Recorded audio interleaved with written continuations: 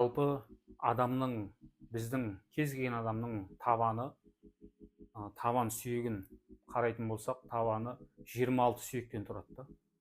Сол 26 сүйек тағы да үшке бөлінеді.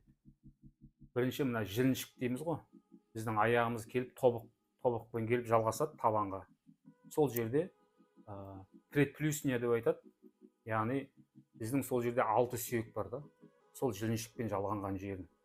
Одан кейін ары қарай 5 сүйек ары қарай жалғасады. Біздің табанның жалпақ сүйектері. Ол плюсния деп айтылады. Одан кейін біздің башпайларымыз, фаланги ары қарай кетеді. Ол фалангилер, башпайлар 14 сүйектен тұрады.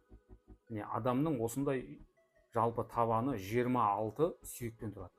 Бұл сондай бір өз алдына бір құрылыс, өз алдына бір құрылым, бір-бірімен хрящтармен, жаңағыдай сіңірлермен, сонымен бірге байламдармен, бұлшықеттермен бір-біріне байланған сондай бір конструкция.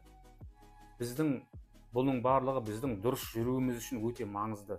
Біздің салмақты денеміздің барлығын көтеріп тұру, біздің жаңа жүрген кезде денемізге, жалпы ішкі құрылыстарымызға зақым келмеуіне барлығына осы сүйектер біздің істейді, қамтамасыз етеді. Бұның пайдалары, бұл сүйектердің өзінің мақсаттары өте көп. Адам денсаулығына табанның маңыздылығы өте жоғары. Біздің дұрыс жүруіміз үшін береді, жұмсақтық береді, амортизация. Біз жүрген кезде ішкі ағзаларымызға зиян келмесін, осы табанымыз істеп тұрады, қамтамасыз етіп тұрады.